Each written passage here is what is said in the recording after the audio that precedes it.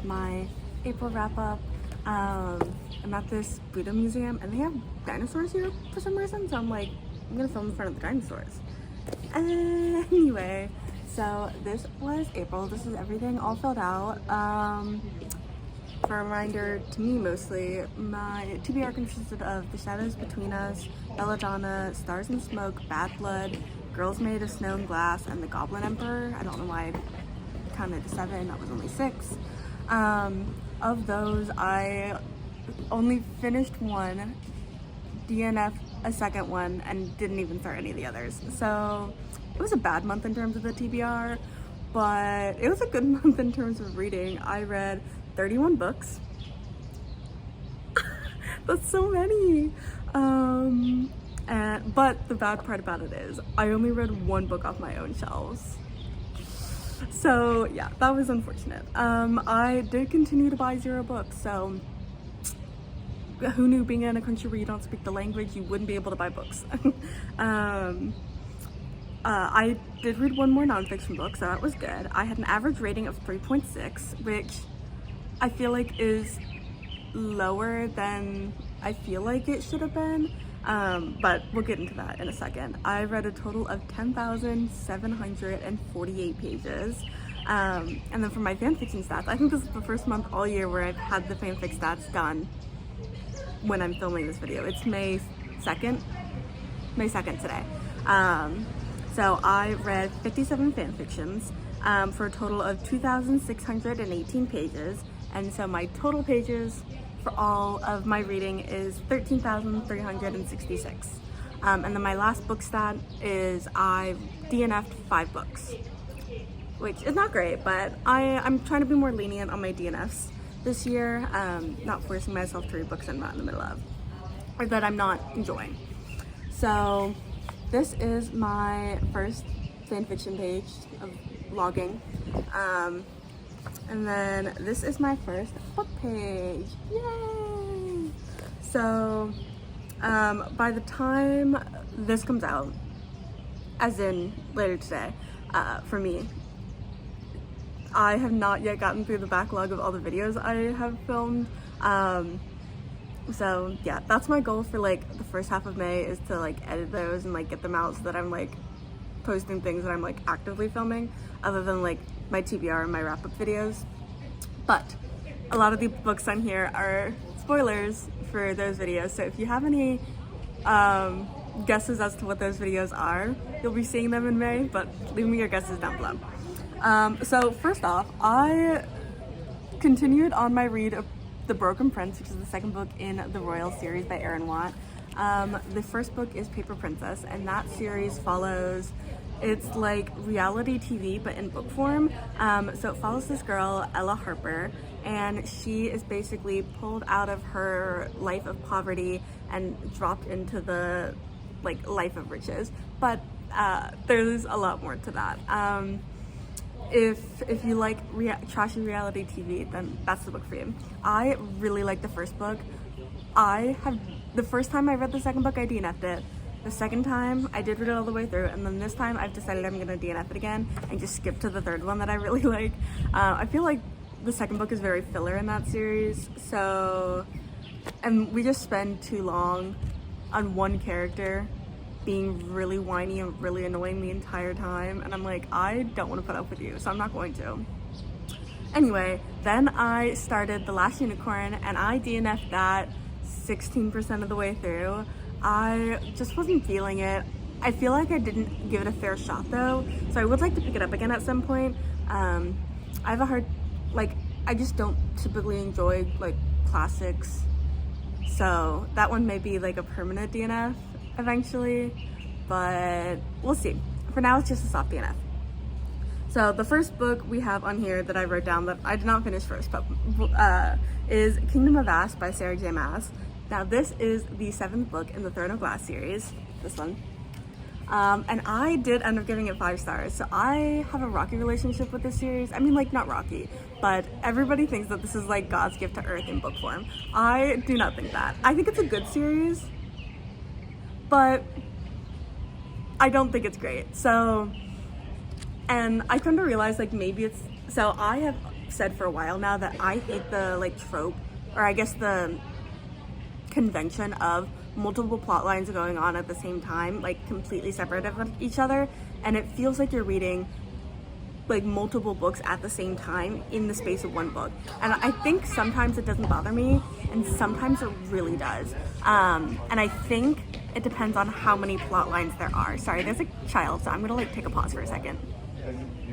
Okay, there were just like 4 or 5 families that just like walked by, so I wanted to pause while the children were screaming and whatnot. Again, dinosaurs, so kids want to take pictures by the dinosaurs, which makes total sense. Anyway, so I think that it bugs me when like there's more than like 2 or 3 going on at the same time, and I think it comes down to the fact that I don't like to follow certain characters. Like, I don't care what Kale is up to. I don't care necessarily for Dorian's point of view throughout most of the series. They're just not interesting characters to be in their head, so it makes it hard to read their point of view. So I remember the very first time I read Heir of Fire, I completely skipped Kale and Dorian's point of views until the last 10%, and then I'm like, well, I don't care about Saoirse, like, and then in my reread of and then after that I like DNF the series. I'm like, I don't care to continue, but I was like, okay, let me give it another shot. And so, because people say like if you read Queen of Shadows, which is the first one, that's the one that you'll absolutely fall in love with, and I did not. So anyway, I did end up finishing the series off. Overall, I think it's like a 3.5 star series for me, like the series as a whole. It definitely has some low points. I'm looking at you, Heir of Fire, and Tower of Dawn. But overall, I think I did enjoy the series, and I did rate this last one 5 stars. I think the first 3/4 of it did drag a little bit, but overall, I really enjoyed it. It was a good end to the series, and I like some of the twists and some of the like ways that the characters developed. And I like that she was not afraid to kill her characters. So like, that's the whole thing in ACOTAR, is that all the characters have plot armor. No character has plot armor in this. Everyone is free for all for dying. Anyway, next I read Bad Blood by Jennifer Lynn Barnes, and this is the conclusion of the Natural series. I was disappointed by that one. So the Natural series is basically if you took teenagers and put them in criminal minds. So we mostly follow the perspective of this girl Cassie, but there's 4 other teenagers. My favorites are Sloane and Leah, but yeah, I feel like in this book we didn't get, I think this one was supposed to be Michael's book, so each book roughly follows one of the characters. So the first book follows Cassie, and like we learn about her backstory, and the second book follows Dean more closely. Not necessarily follows them, but we get a little bit more of the backstories of these individual characters. And then the third book is a little bit more about Sloane, and then this book I think is supposed to be a little bit more about Michael and a little bit more about Leah. I feel like we did not get enough of either of them. I feel like the plot of that one kind of was trying to tie all 4 books together and didn't do a good job of it. And I think either the overarching plot line needed to happen earlier, because it really only happened in the last 2 books, and it really only happened, it was just kind of hinted at in the previous book, like at the end, like really only the last quarter of the 3rd book had anything to do with this plot line, but this entire 4th book did. But I feel like we weren't developed enough. Like there's a part where they go to this town in like Florida or something like that, some southern town, and I feel like leading up to that point should have been its own book and should have developed into the plot line more, and then going to the farm and onward should have been its own plot line, or should have been its own book. And I think the before part should have followed Michael, and then when they go to the farm, I guess it's not really a farm, it's like a rural southern town. Sorry, my hair is just like everywhere. I have sunscreen on my face that's like really tacky and chalky, so not a fan. But I think that should have been more like focused on Leah's background, because I think that would have been led really well into Leah's background. So yeah, anyway, I was disappointed. I gave it a 3.5. I still enjoyed it, but it was not the ending to this series that I have been really enjoying so far. Next, I read Our Dark Duet by Victoria Schwab. This is the 2nd book in the Monsters of Verity duology, which is a dystopian book where people's negative emotions create physical monsters. So like if I went out and murdered somebody today, that murder would cause a monster to form. And the first book, The Savage Song, follows Kate Harker, and I don't remember what the guy's name is, but yeah, I really enjoyed that one. That one, I think it suffered because I waited so long between the two books. So I would say if you read that duology, read them together. But it's very dark. I mean, like, dark for like a YA book. And yeah, but I really enjoyed it. I gave it 4 stars. I almost cried at the end. It was so good. Yeah. Anyway, next I read Mr. Wrong Number by Lynn Painter. That's this one right here. I don't have the cover for it yet. I gave that one a 3 stars.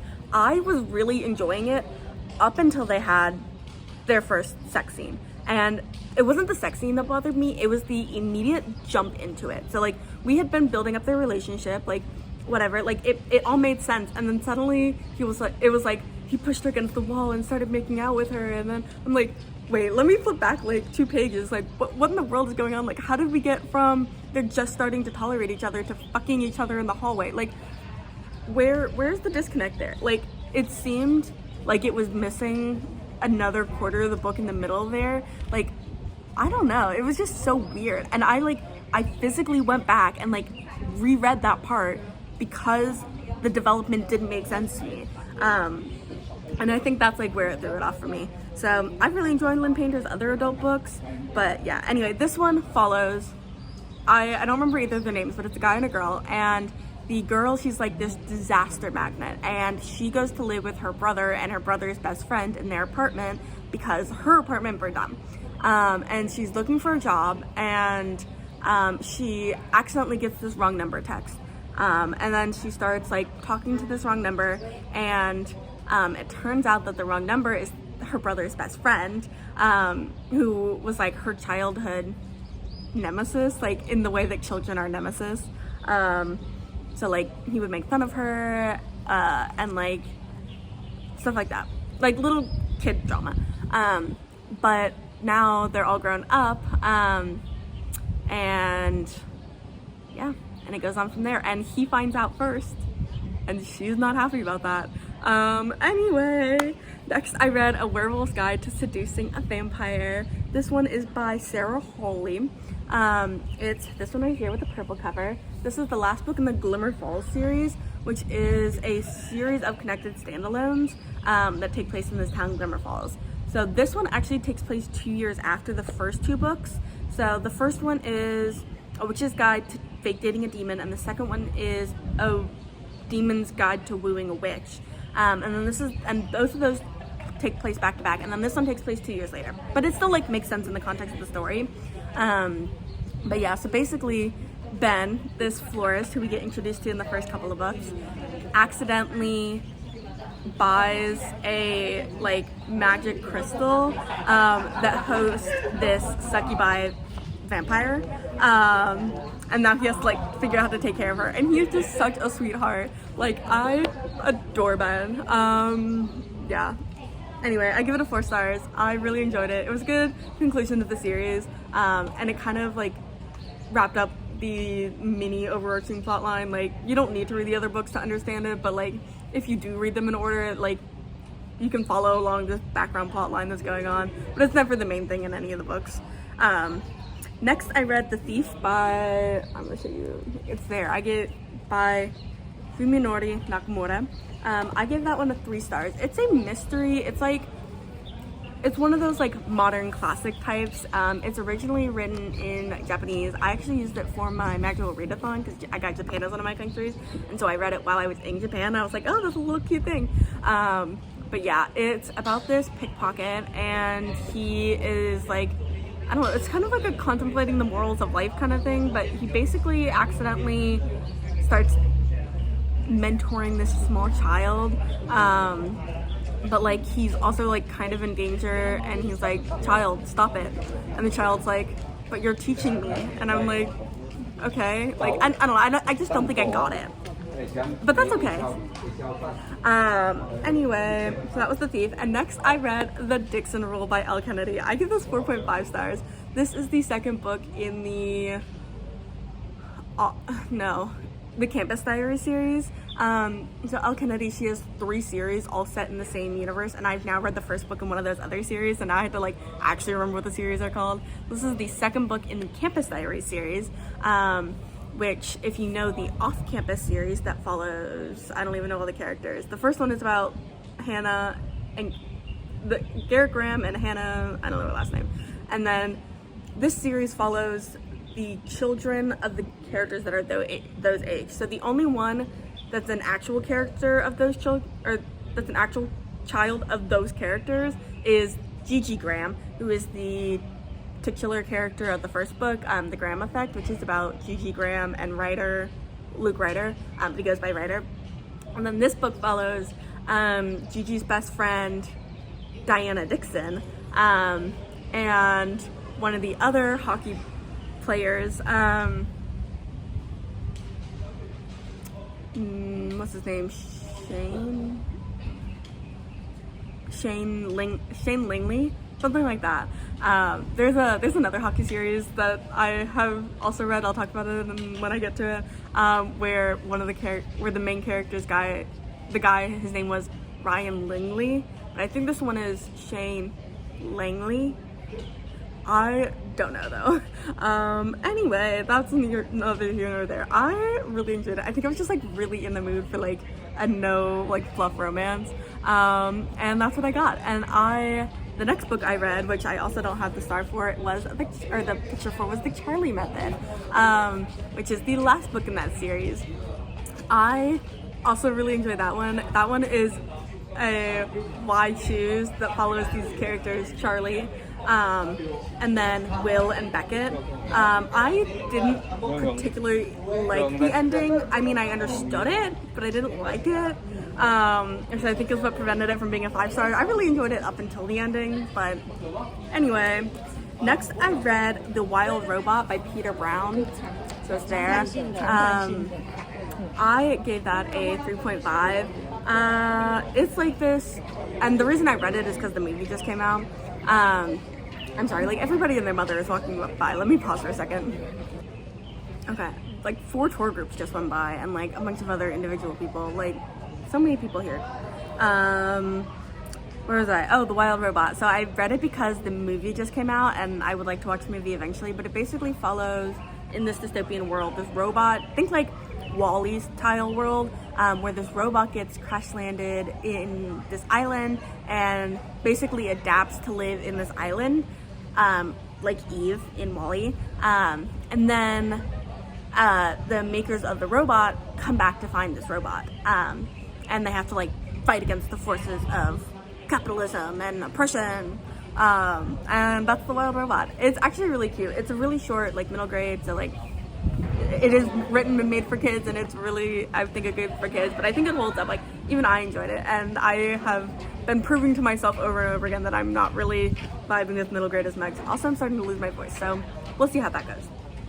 Next, I read The Lightning Thief by Rick Riordan. This is the first book in the Percy Jackson series. I reread the entirety of the original Percy Jackson series in April. They are all rereads. So I will basically just touch on when I read them in order, but yeah, if you don't know, the first book follows this character, Percy Jackson, who is a half-blood. So he is half mortal and half god of the Greek gods. And he is, well, I guess I won't tell you whose child he is in case you don't know. But yeah, it's really good. That was like one of the first series that like I grew up reading. Like when I eventually got into reading when I was like 10 or so, and it holds up. Like all of the books, so good. I think my original order of enjoyment was The Titan's Curse, The Last Olympian, The Lightning Thief, The Battle of the Labyrinth, and then The Sea of Monsters. And now I think it's The Titan's Curse, The Sea of Monsters, the Lightning Thief, The Last Olympian, and then The Battle of the Labyrinth. So like definitely some shifts in preferences there, but yeah. Next I read A Natural History of Dragons by Marie Brennan. I give that one 3.5 stars. It is not the most interesting of reads. I could see the other books in the series picking up a little bit more, but it's basically like a memoir of somebody who lives in like the 1920s, but like in this fantasy world. But like imagine 1920s set on a fantasy world. And I don't know. I think I'm just like, I'm tired of women being oppressed and don't want to read about that. I'm reading The Kingdom of Back right now, and I'm having that issue where I'm like, oh, stop oppressing her. Why? Anyway, that's my feelings right now. Next I read Death of a Salesman by Arthur Miller. This is a play. I read it for a class. I gave it a I gave it a 3.5 stars. I think that's my favorite book that I've read for the class so far. But the last one is supposed to be a comedy, so I think I might like that one. And then I read The Sea of Monsters by Rick Riordan, part of the Percy Jackson series, 5 stars. Then I started The Goblin Emperor by Catherine Addison. This is another book like The Natural History of Dragons, where it is pretty bland and dry humor, and is very much focused on like the dry side of like politics. Like, okay, so this emperor and all of his sons die except for this one son who he basically exiled, who like nobody ever thought was going to take the throne, and now he has to come in and be coronated and take the throne and do all that jazz, but he doesn't really know how. So he's learning, but it's very dry as of so far. I DNF'd it at 12%, or yeah, 12% of the way through, which is like, it's a long book though. So, I don't know, I just wasn't vibing with it. And then, we have my magical readathon spreads. So, this is my character. Did I pass all my classes? I have no clue. This is the other elements of my character. Next page. More elements of my character. And then, the syllabus. And then, I had all the books written out in pencil here, but I also have them in my Notion, so I was going to write them in pen. Now that the readathon is over, because I was like erasing and writing in the new ones. So I don't know how accurate this is.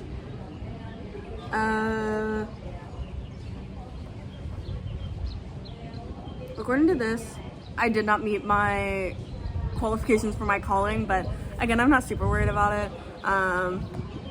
Yeah, I don't know. I'll figure out what I want to do. Like, I'm still gonna move on to the next level anyway, because I did read a lot of books. These are the ones I for sure did, because they're all checked off. And then the ones with the stars are the ones I was supposed to do, and you see I only did one. But I'm sure I read books that like qualified for all these prompts. I think I did. I'm like 99% sure I did. I just haven't written them out yet. And then I did want to do my dragon writer's calling, because it was the dragon one. And so I didn't actually watch a dragon movie. I'm not a movie person, but I did read The Natural History of Dragons and Kingdom of Ash, which has wyverns, which are a type of dragon. There's also dragons in the Percy Jackson series. There is a dragon that protects a tree. There's actually 2 dragons that protect 2 different trees throughout the books. So yeah. Anyway, here's my next fanfiction log page. Okay, and then we have my next page, and you'll notice most of these don't have covers because I hadn't printed them out, which means they were new. I'm not going to go into as much detail, especially on this like first page here, because it does have, all these books are in its own video, but I'll just run through it quickly. I read Desire or Defense by Leah Brunner, Pucking Ever After Volume 1 by, Desire or Defense by Leah Brunner, which I gave 3.5 stars.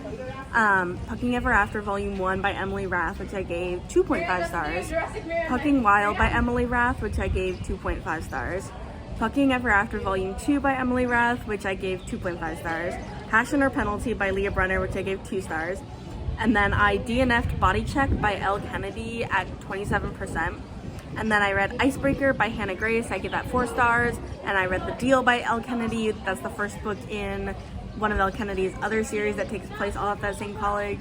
And that one is part of the Off-Campus series. And I gave that 4 stars. And then I read One Pucked Up Pack by Sarah Blue. That one's 2 stars. And then I DNF'd Game Changer. I don't have my percent on here, but it wasn't very high. It was like 12 or something. And that one was by Rachel Reed.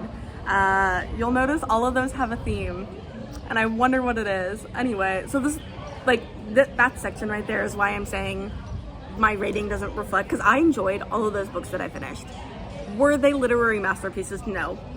Were most of them purely smut? Also, yes. But they're like guilty pleasure reads, and I take no criticisms. I'm done talking about this. Anyway, then I read the Titans. Then I went back to my middle grade. I read the Titans Curse. And then I read my only nonfiction of the month, The Stranger of the Wood by Michael Finkel. I read The Art Thief by him last year and really enjoyed it. This one I didn't enjoy as much. I just don't think the topic was as interesting. But it's this guy, Chris Knight, who lived alone in the woods, like completely alone, no interactions with humans for like 20 years or something like that. I think it was 27. Which is like absolutely wild to me. And he was eventually arrested because he had been breaking into people's cabins in like Maine where he was staying, and like stealing food and stuff like that. And so like he was arrested. And so yeah, it was really interesting, like the writing style, but personally just not my favorite book. I gave that one a 3.5 stars. And then I read The Spindle of Fate by Amy Lee. This is another middle grade book. It's a supernatural following this girl. I forget what her name is, but her mom passes away, and she finds out that her mom is alive. She's just hiding in the Chinese version of hell. And so she and this other guy, her like companion, whatever, go to this Chinese version of hell to go save her mother. It was really interesting. I actually had the arc for book 2, which I plan to read in May. And then I read The Last Boyfriend's Rules for Revenge. This is a book by Matthew Hubbard. I give this book 5 stars. This should be like required reading in schools. Like, so it's about these 3 guys. It's mainly, there's one like main guy character, but it's about these 3 guys, and their boyfriends basically break up with them for various reasons, or like they stop interacting with them for various reasons. And they're like, okay, we're gonna take revenge, we're gonna like burn their things. And so and then it turns into this whole thing about, like, it ends up tying back into this, basically like a Don't Say Gay initiative, where they are censoring and silencing queer students it takes place in Alabama, like today, Alabama. And so like, it was just a really impactful read. And so I look forward to reading other things by this author. Then I read The Battle of the Labyrinth by Rick Riordan, gave that 5 stars. And then I read The Puck Drop by Jacqueline Snow. I gave that one 2.5 stars. And then I started and DNF'd Did You Hear About Kitty Carr by Crystal Smith Pohl. I just didn't think it was that well written of a book, and was trying a little bit too hard to be like The Seven Husbands of Evelyn Hugo. I don't know, it just, and the like timing of the historical aspects like didn't make sense, and I didn't care about the modern day characters at all. Like I just didn't care. And so I ended up DNFing it at 34%. I'm sure like the themes of like pale facing, like obviously that's really important, and people should not have had to pretend to be white just to be treated fairly. Like that's a horrible thing that like did happen, but this book was not good. Yeah. And then I read 12 by Jennifer Lynn Barnes. This is a novella that follows after, like 5 years after the events of the Naturals. It was okay. I gave it a 3.5. I enjoyed it for what it was. And then I read Beautiful Demons by Sarah Cannon. So I have been following Sarah Cannon on her Harp Readings channel specifically for like 3 years now. And I've like seen her like, maybe longer than that. Cause I remember when she was talking about like being pregnant with her daughter, who's like 5 now, so maybe longer. I don't remember. But she like just finished writing this book called The Disappearance of Vanessa Shaw, and she is writing the like 12th and final book in her Shadow Demon saga. And so I'm like, okay, I want to read a book by Sarah Cannon. And I read Beautiful Demons, which is the first book in her Shadow Demon saga. I hated it. It was not well written. It kind of had the same quality as the like low-key Twilight fan fiction that I wrote in middle school in my creative writing club. Like, it was just not good. Like, it's her first book. I think it's her first book. It's an old book. So like, maybe it's just not reflective. I would like to read The Disappearance of Vanessa Shaw as well, because that's like her most recent one to come out. And like give her like her new writing a fair chance. But it reads like it was written in 2002, which I think it might have been. And I mean, like, I just didn't enjoy it at all. Yeah, all the characters were one-dimensional. None of them had a personality. Like, I don't know, they all fell into like the exact same stereotypes. Like, I get the whole, like, there's a confusing aspect of it that I think is intentionally supposed to be confusing, that like maybe it's cleared up later on in some of the later books, but like, it was also short. It's like under 200 pages, and I'm like, I've read novellas that are longer than this book and that go into more detail and have more complex characters, but your like little 180 page book can't go into, like, I don't know. And again, maybe it's not fair assessment of like her current writing, but I didn't like that book at all. Anyway, then I read Waiting for Godot by Samuel Beckett. That's for a class. I hated that book. I gave it a 2 stars. I guess not as much as I hated Beautiful Demons, but it just wasn't good. I mean, like, I also don't like media where the message is that life is meaningless. I think that's a poor message to be putting out into the world. I think all life has meaning. But yeah, I don't know, didn't like it. And then the last book I read for the month was The Last Olympian by Rick Riordan, finishing off my reread of the original Percy Jackson series. So here's that page, here's my next fanfiction log, and then it's gonna be May. Anyway, yeah, I've been sitting here for like half an hour, if not longer, and I am gonna go find lunch and go explore the museum. So thank you for watching. I hope you're having a great day, and I hope to see you someplace else on the internet. Thanks for sticking around. Bye bye.